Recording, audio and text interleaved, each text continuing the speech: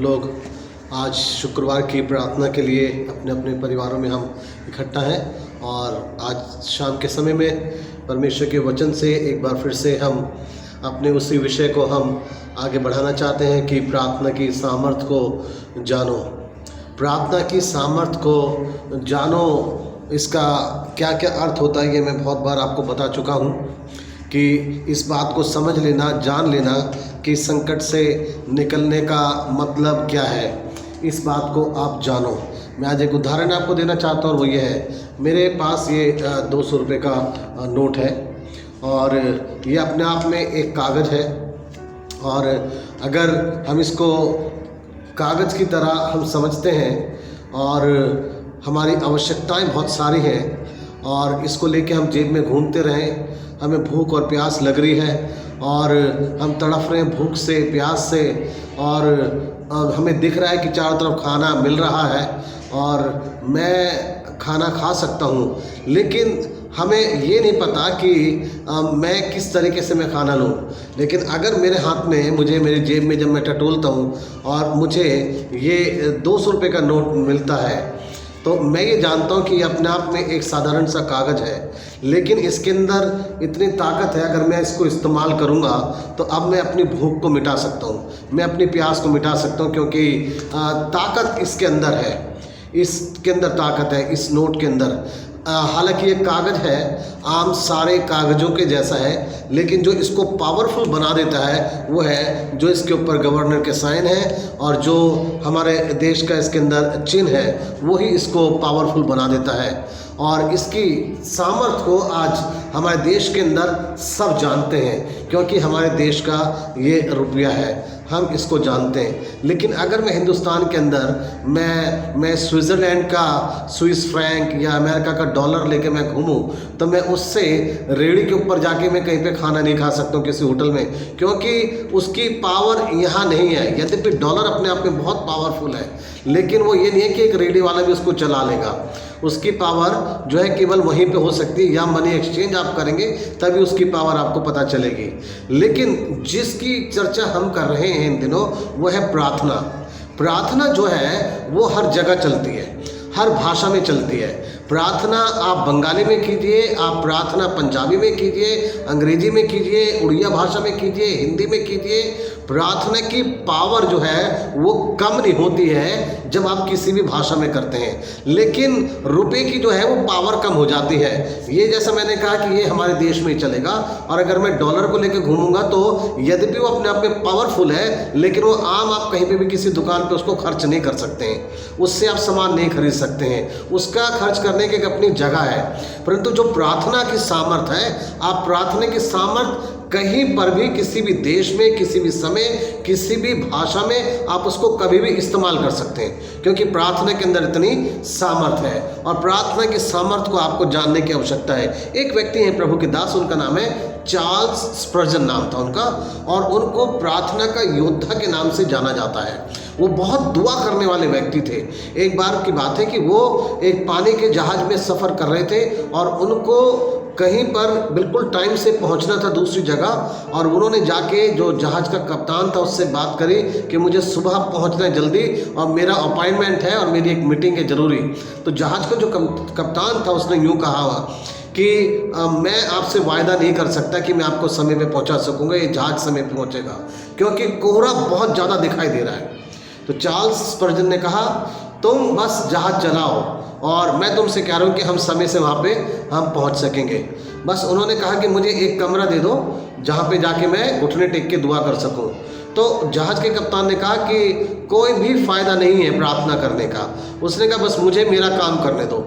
Charles स्पर्जन ने प्रार्थना करी और जब वो बंद कमरे में से वापस आए हैं तो उन्होंने कप्तान से कहा तुम सामने सिर्फ देखो और जहाज चलाओ अपना। और कोहरा जो है वो हट चुका है, और जब कप्तान ने जाके देखा तो वाकई में कोहरा जो है वो हट चुका था। चार्ल्स स्पर्जन ने कहा मैंने अपने जीवन के 57 वर्ष तक मैंने इस बात को आजमाया है कि जो जीवित परमेश्वर, उसने कभी मुझे धोखा नहीं दिया। मैंने जब भी प्रार्थना करी है, मेरे परमेश्वर ने मेरी प्रार्थना को सुना है। 57 वर्ष तक मेरा परमेश्वर मेरी प्रार्थनाओं को सुनता रहा है और मुझे विश्वास है कि आगे भी मेरा परमेश्वर मेरी प्रार्थना को सुनेगा।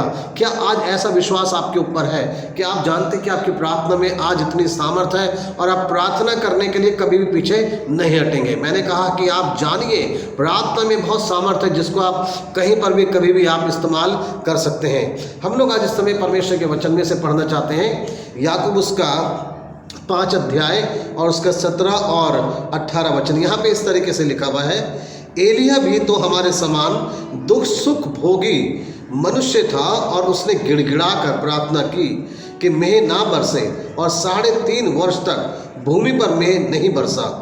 फिर उसने प्रार्थना की तो आकाश से वर्षा हुई और भूमि फलवंत हुई।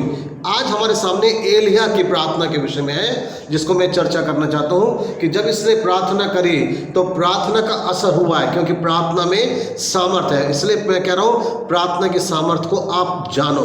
प्रार्थना की सामर्थ को जानने का मतलब मैंने बताया है। प्रार्थना की सामर्थ का मतलब होता है कि आप जिस समय में आप कुछ भी नहीं कर सकते, आपके वश में कुछ भी नहीं है, उस समय में केवल आप जानते कि मेरी प्रार्थना ही अब मुझे बचा सकती है। बाइबल के अंदर ऐसे बहुत सारे लोगों का उदाहरण है। अगर आप बच्चे के जीवन में देखें, छोटा बच्चा जिस समय उसको भूख लगती है, उसके पास उस समय में बोलने के लिए शब्द नहीं है। उस समय उसके पास ऐसे शब्द नहीं है कि जिसके कारण से बोल के वो अपनी माँ का ध्यान अपनी ओर कर सके। उसको भाषा उस समय उसके पास नहीं है। केवल एक चीज़ उसे आता है उस समय, मेरी ज़रूरत है, मैं भूखा हूँ, और बस वो रोता है, बस वो रोता है। केवल उसके रोने की आवाज़ को सुनकर माँ उसको दूध देती है, केवल रोने की आवाज़ को सुन के। सड़क पे बैठा हुआ भिखारी, उसके पास अच्छे शब्द नहीं है, उसको आता नहीं है बोलना, बस वो एक काम करना जानता है, जैसे उसके पास से कोई निकला वो अपना हाथ उनके आगे फैला देता है, बस वो इतना ही करता है और उसको मिल जाता है। यही है प्रार्थना। आप मत सोचिए कि मुझे अच्छे शब्द नहीं आते, आप मत सोचिए कि आपको बोलना नहीं आता, अच्छे शब्द आपके पास नहीं है।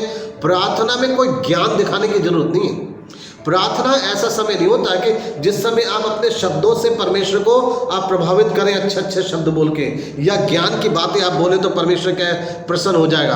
प्रार्थना वो समय है कि जब आप पूरे मन से परमेश्वर के पास आते हैं और सच्चाई से आप उसको पुकारते हैं। बस वही बात उसको खुश कर देती है कि मेरे बच्चे मेरे पास आए और परमेश्वर प्रसन्न हो जाते हैं। यह है प्रार्थना की हमारी सामर्थ, जिसको हमें पहचानना है। एलिय्याह के जीवन में से आज हम देखना चाहते हैं। 2 वचन हमने पढ़े, याकूब 5 अध्याय 17 और 18 वचन। इसके अंदर हम जो आज चीज़ें देख सकते हैं वो ये है। पहली चीज़ है, एलिय्याह के विषय में बताया गया कि वो एक साधारण मनुष्य था, एक साधारण इंसान था। तो ये पहली चीज़ हम ध्यान रखें कि प्रार्थना करने वाला व्यक्ति जरूरी नहीं है कि वो बहुत ही ज़्यादा अच्छा दिखता हो, प्रभावशाली हो। साधारण से जैसे भी आप हैं, परमेश्वर के सामने आप बहुत ज़्यादा बहुमूल्य हैं। एलिय्याह को बताया गया कि वो हमारे समान ही साधारण था। किस बात में साधारण था? पहनने ओढ़ने में, वो खाने पीने में साधारण नहीं था। उसके विषय में लिखा है वो हमारे समान ही दुख सुख भोगी मनुष्य था। यानी कि उसको भी दुख होता था, उसको भी परेशानी होती थी, उन चीज़ों में से वो निकला हुआ था। और ये इस चीज़ को बाइबल बताती है कि वो हमारे समान था। तो इसका मतलब है कि अगर हम भी एलिय्याह के समान थे तो हमारी प्रार्थना को भी परमेश्वर सुन सकता है। एलिय्याह कोई विशेष व्यक्ति नहीं था कि परमेश्वर ने उसकी प्रार्थना को सुन लिया। आज आप इस बात को जानिए, आप भी एलिय्याह के समान हैं। ये नहीं कहेंगे हम कि एलिय्याह बहुत विशेष था, हम उसके समान नहीं बन सकते। बाइबल में बता दिया गया है कि एलिय्याह हमारे समान व्यक्ति था। तो अगर वो हमारे समान व्यक्ति था तो परमेश्वर अगर उसकी प्रार्थना को सुन सकते हैं तो परमेश्वर हमारी प्रार्थनाओं को भी सुन सकते हैं। इसलिए हम इस बात को जाने कि प्रार्थना कोई भी व्यक्ति कर सकता है। अगर आपको प्रार्थना की सामर्थ मालूम है तो आप इस बात को भी जानिए कि परमेश्वर साधारण लोगों की प्रार्थना को सुनते हैं, जैसे एलिय्याह हमारे समान था। ये प्रभु का वचन बताता है, 17 वचन। जो पहली चीज हमें ध्यान रखना है कि प्रार्थना कोई भी व्यक्ति कर सकता है। एलिय्याह ने करी, एलिय्याह हमारे समान साधारण सा एक मनुष्य था।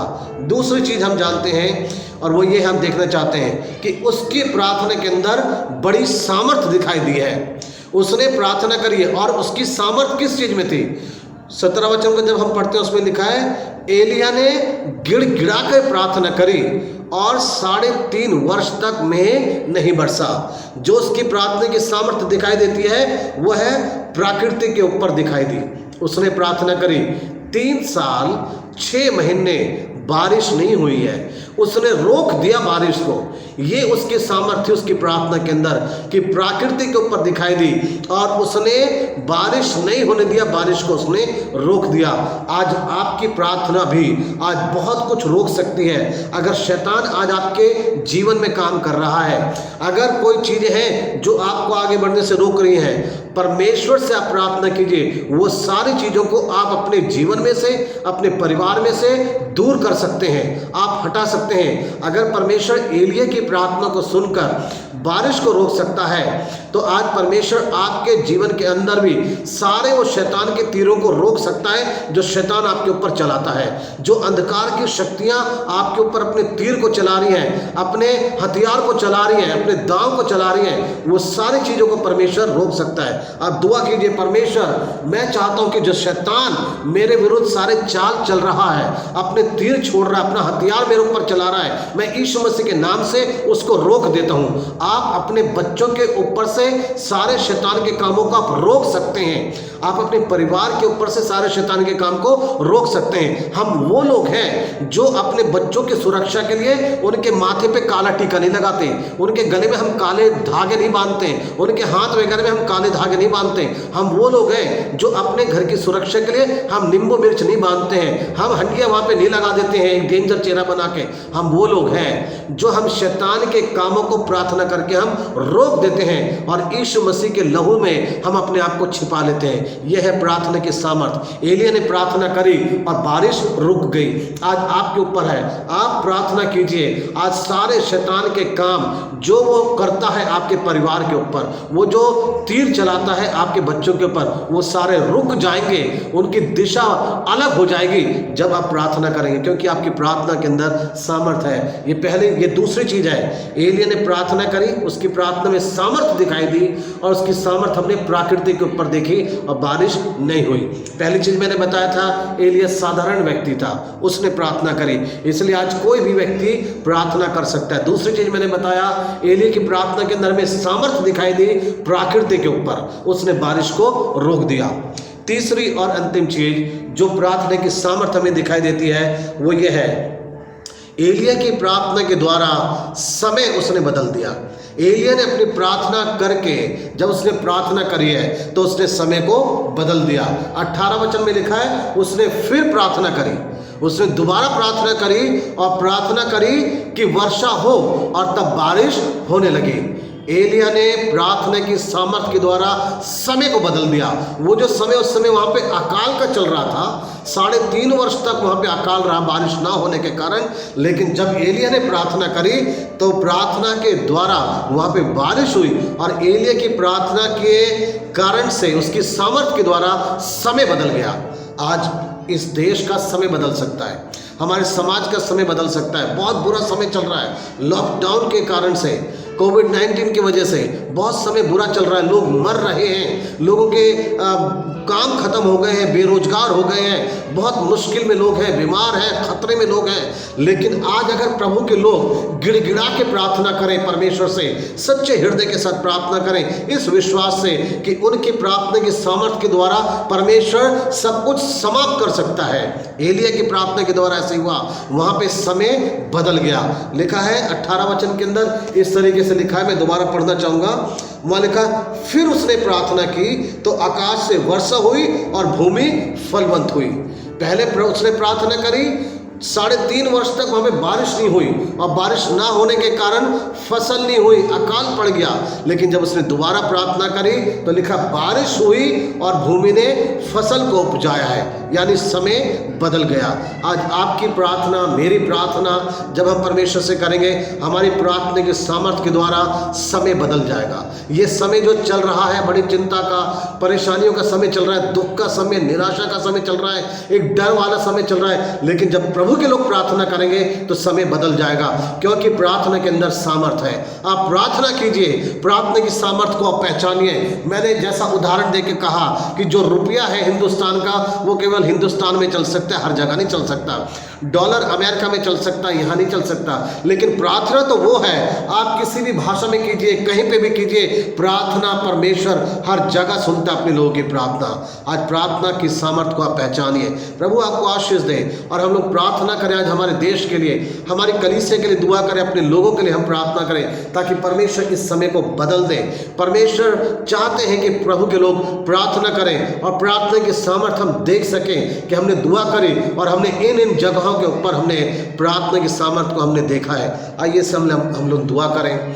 हम सब अपने सरों को झुकाएं, आंखें बंद करें, परमेश्वर के सामने दीन और नम्र होके हम प्रार्थना करें। हम ये कह सकते हैं, प्रभु हम साधारण लोग हैं एलिया के समान, लेकिन हम विश्वास से तेरे सामने आए प्रभु, तो हमारी प्रार्थना को सुन ले। आइए हम लोग दुआ करें। हमारे परमेश्वर पिता अनुग्रहकारी प्रभु, हम आपका बहुत हृदय से धन्यवाद करते हैं। आपने पिता परमेश्वर हमें अपने वचन से सिखाया है कि प्रार्थना के सामर्थ्य को हमें जानना है। और आज ऐसे बहुत सारे लोग हुए परमेश्वर इस दुनिया में जिन्होंने प्रार्थना के सामर्थ्य को जाना है और उन्होंने अपने जीवन के अंदर कभी भी प्रार्थना करने से अपने आप को पीछे नहीं रोका है। चार्ल्स स्पर्जन ने कहा कि 57 वर्ष तक मैंने देखा है कि परमेश्वर ने मेरी प्रार्थना को सुना है और उसने कभी भी धोखा नहीं दिया। उन्होंने अपने जीवन में हमेशा परमेश्वर आपके ऊपर भरोसा करा, जीवित परमेश्वर के ऊपर, और अपने जीवन की हर कठिनाई में उन्होंने प्रार्थना करी है और प्रार्थना की सामर्थ्य को पहचान गए थे। होने दे परमेश्वर आज आपके लोग प्रार्थना की सामर्थ्य को जान सके। एक वो प्रार्थना जो सच्चाई से, सच्चे हृदय से करी जाती है, जैसे आपने हमें सिखाया एलिया के जीवन से। एलिया हमारे समान साधारण मनुष्य था, दुख सुख भोगी मनुष्य था। आज हम भी बहुत साधारण लोग हैं परमेश्वर, हम साधारण जगह पे रहते हैं, साधारण जीवन हमारा है परमेश्वर, लेकिन हम इतना जानते हैं कि आप परमेश्वर हमारे हैं और परमेश्वर आपके साथ हमारा रिश्ता जुड़ा है। हम जब प्रार्थना करेंगे, आप हमारी प्रार्थना को सुनेंगे। उसकी प्रार्थना की सामर्थ्य को हमने देखा प्रकृति के ऊपर कि बारिश नहीं हुई है 3.5 साल तक, उसने रोक दिया। आज हम प्रार्थना करना चाहते हैं हर एक उन शैतान के आक्रमण के लिए जो शैतान हमारे परिवार पे करता है, जो शैतान आक्रमण करता है हमारे बच्चों के ऊपर। शैतान हमारे बच्चों को बढ़ने नहीं देता, शैतान हमारे बच्चों को पढ़ने नहीं देता, तरक्की नहीं करने देता, हमारा घर तरक्की नहीं कर पाता। हम सारे शैतान के चलाए हुए तीरों को यीशु मसीह के नाम से रोक देते हैं और यीशु मसीह के नाम से उन्हें नष्ट करते हैं जो तीर चलाता है। प्रभु जिस तरीके से एलिया ने रोक दिया बारिश को, आज हम रोक देना चाहते हैं हर प्रकार के शैतान के हमलों को जो हमारे ऊपर करता है। पिता परमेश्वर, एलिया ने प्रार्थना दोबारा करी और समय बदल गया। लिखा है बारिश हुई और भूमि फलवंत हुई। आज हम चाहते हैं परमेश्वर, जो कोरोना वायरस की वजह से हमारा समय सबका बिगड़ चुका है परमेश्वर, लोगों की नौकरियां छूट गए, लोग बीमार हैं, चिंतित हैं, डरे हुए, ये सारा समय बदल जाए। हम चाहते हैं परमेश्वर इस प्रार्थना को आप सुन लीजिए। ये लॉकडाउन बहुत जल्दी खुल जाए, लोगों की नौकरियों ने मिल जाए, खाने के लिए उन्हें भोजन मिले। परमेश्वर आप संभालिए, हमारी कलीसिया के लोगों को प्रार्थना करने सिखाएं, हमारी कलीसिया के एक एक परिवार के साथ हो। हम परमेश्वर प्रार्थना की सामर्थ्य को हम जान सकें, हम दुआ करें अपने परिवार के अंदर, क्योंकि प्रार्थना के द्वारा ही परमेश्वर हम सब कुछ बदलता हुआ देख सकते हैं। प्रार्थना के द्वारा ही हम सब कुछ नया होते हुए देख सकते हैं। जैसे एलिया ने प्रार्थना करी और समय बदल गया।